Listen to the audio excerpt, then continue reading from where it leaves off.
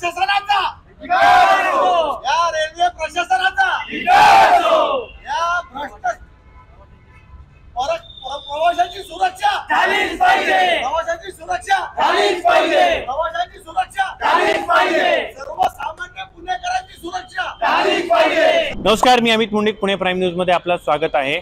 दिल्लीमध्ये जो कार बॉम्बस्फोट झाला त्यानंतर अवघ्या महाराष्ट्रभरामध्ये संपूर्ण हाय अलर्ट जारी करण्यात आला। याच अनुषंगाने पुण्यामधील देखील जे महत्त्वाची जी धार्मिक स्थळे असतील किंवा जे स्टेशन असेल त्या ठिकाणी देखील हाय अलर्ट जारी करण्यात आलेला आहे। आणि एकंदरीतच या संदर्भामध्ये पुणे रेल्वे स्टेशनवरती जे CCTV बसवले आहेत ते बंद अवस्थेत आहेत आणि त्याचसाठी शिवसेना उद्धव बाळासाहेब ठाकरे पक्षाकडून आज DRM ऑफिसला निवेदन देण्यात आली। एकंदरीतच त्यांनी निवेदन दिल्याच्या नंतर त्यांनी काय प्रतिक्रिया दिली जाणून घेऊया या व्हिडिओच्या माध्यमातून। दिल्ली येथे लाल किल्ल्याच्या जवळ बॉम्बस्फोट झाला। त्या बॉम्बस्फोटामध्ये 13 नागरिक जागेवर ठार झाले, अनेक शेकडो नागरिक जखमी आहेत। पुण्याची सुरक्षेचं काय? मागच्या वर्षापासून आम्ही पुण्याच्या रेल्वे स्टेशनच्या सुरक्षेविषयी, प्रवाशांच्या सुरक्षेविषयी वारंवार या ठिकाणी आंदोलन केलं। DRM ऑफिसला आम्ही निवेदन दिलं, पण या भ्रष्ट कारभाऱ्यांना अजूनही जाग येत नाही। त्यांचा दिल्लीपासून ते पुणे रेल्वे स्टेशनपर्यंतचा 100 कोटीचा भ्रष्टाचार शिवसेनेने या ठिकाणी उघड केला आणि त्याची विचारणा या ठिकाणी आम्ही केली, पण त्यांना याबाबतची उत्तरं आजपर्यंत ठोसपणे देता आली नाहीत। मार्च महिन्यामध्ये पुणे रेल्वे स्टेशनच्या सुरक्षेविषयी तिथले सुरक्षा रक्षक असतील किंवा तिथले जुनाट झालेले CCTV कॅमेरे असतील याचा बदल कधी करणार आहात अशी विचारणा केली। त्या मार्च महिन्यामधल्या दिलेल्या निवेदनाचं उत्तर त्यांनी आम्हाला जूनमध्ये दिलं।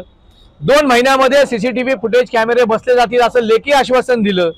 आज त्याची आठवण करण्याकरता आम्ही या ठिकाणी आलो, पण आजही ते म्हणतात अजून आम्हाला 1 महिना द्या, 1 महिन्यानंतर आम्ही हे CCTV कॅमेरे आम्ही बसवू।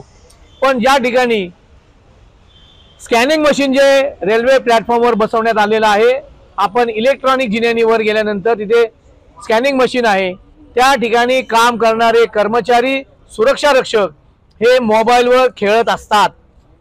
जर त्या बॅगेमध्ये आज काय आढळलं किंवा एखादा बॉम्बस्फोट करणारा माणूस आडमार्गाने लपून रेल्वे प्लॅटफॉर्मवर आला आणि त्यांनी जर हे RDX असेल, बॉम्बस्फोट असतील, बॉम्बस्फोटचे साहित्य असेल आणि रेल्वे प्लॅटफॉर्मवर टाकून गेला तर रेल्वेत बसणारे प्रवासी, प्लॅटफॉर्मवर असणारे प्रवासी, आपल्या प्रवाशांना नातेवाईकांना सोडणारे येणारे सगळे नातेवाईक, अशा लोकांच्या जीवन मरणाचा प्रश्न निर्माण होतो, त्यांच्या सुरक्षेचा प्रश्न निर्माण होतो। याबद्दल ही लोक काही बोलत नाहीत। जवान या ठिकाणी सिक्युरिटी दिले जातात ते तुटपुंजे आहेत। RPF असतील, GRPF असतील, अशा जवानांची तुटपुंजी सुरक्षा या ठिकाणी आहे। हे 6 प्लॅटफॉर्म तुडुंब भरून रोज वाहत असतात। प्रवासी रोज बाहेर राज्यातनं, बाहेर शहरातनं येत असतात, पण त्यांची सुरक्षा ऐरणीवर आहे, त्यांची सुरक्षा राम भरोसे आहे। हीच मागणी आम्ही सातत्याने या ठिकाणी करतोय।